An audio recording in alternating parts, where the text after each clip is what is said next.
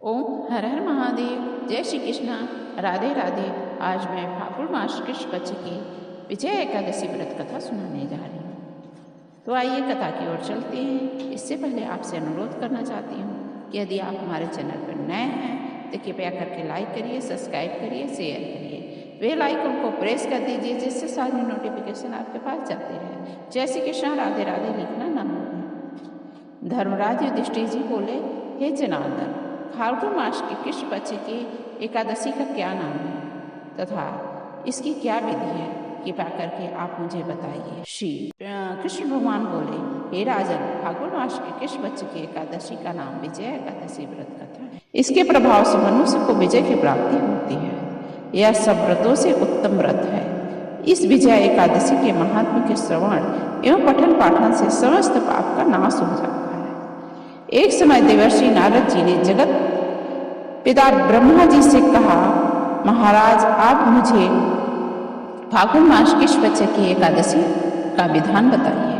ब्रह्मा जी कहने लगे, हे नारद, विजय एकादशी का व्रत पुराने तथा नए पापों को नाश करने वाला होता है।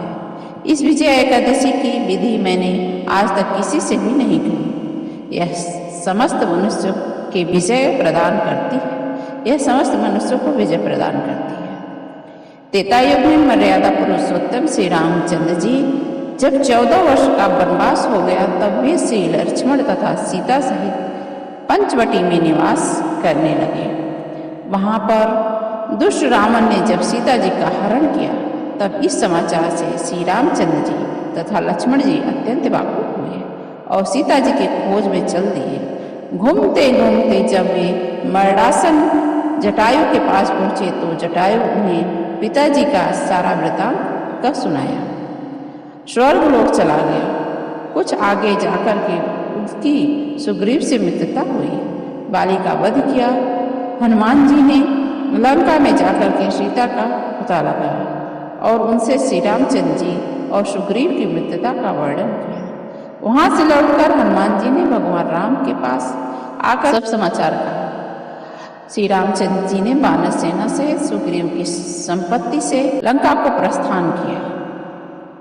जब श्री रामचंद्र जी समुद्र के किनारे पहुंचे तब उन्होंने मगरमच्छ आदि से युक्त उस अगाध समुद्र को देखकर लक्ष्मण जी से कहा, इस समुद्र को हम किस प्रकार से पार करेंगे।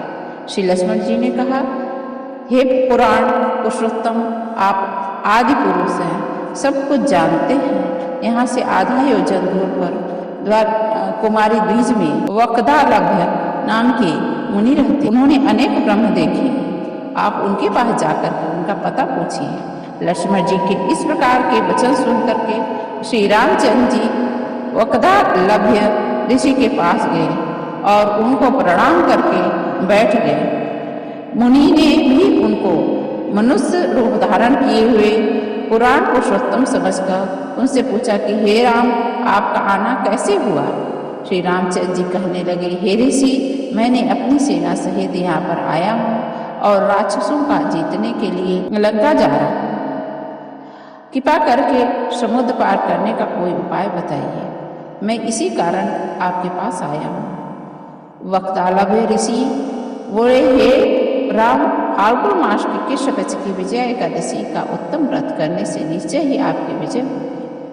साथ ही आप समुद्र भी अवश्य पार कर लेंगे। इस व्रत की विधि यह है कि दशमी के दिन स्वर्ण, चांदी, तांबा या मिट्टी का एक घड़ा बनाएं। उस घड़े को जल भर करके तथा 5 पल्लव रख करके वेदी पर स्थापित करें। उस घड़े के नीचे सतनजा यानी 7 प्रकार के अनाज रखें। ऊपर जौ रखें। उस पर श्री नारायण भगवान की मूर्ति स्वर्ण, चांदी, तांबे सदनुसार जो भी मूर्ति हो उसे स्थापित करें। एकादशी के दिन स्नान करके स्नान से निवृत्त होकर के धूप, दीप आदि नैवेद्य, नारियल आदि से विष्णु भगवान की पूजा करें। तत्पश्चात घड़े के सामने बैठकर प्रतिदिन दिन व्यतीत करें। रात्रि को उसी प्रकार से जागरण करें। द्वादशी के दिन नित्य नियम से निवृत्त होकर उस घड़े को ब्राह्मण को दे दें। हे राम, यदि तुम इस व्रत को सेनापतियों सहित करोगे तो तुम्हारे अवश्य ही विजय प्राप्त होगी। श्री राम जी ने ऋषि के कथानुसार इस व्रत को किया, इसके प्रभाव से दैत्यों पर विजय पाई। अतः हे राजन, जो कोई इस मनुष्य विधि पूर्वक व्रत करता है, दोनों लोकों में उसकी अवश्य ही विजय होती है। श्री ब्रह्मा जी ने नारद जी से कहा था कि ये पुत्र, जो कोई व्रत के महात्मा को पढ़ता या सुनता है और दूसरों को सुनाता है, उसको वाजपेयी यज्ञ का फल प्राप्त होता है। यह तो था विजय एकादशी व्रत कथा की महिमा। यदि आप भी करना चाहते हैं और किसी को शेयर करना चाहते हैं तो आपको भी फल की प्राप्ति होगी। ओम हर हर महादेव। जय श्री कृष्ण। राधे राधे।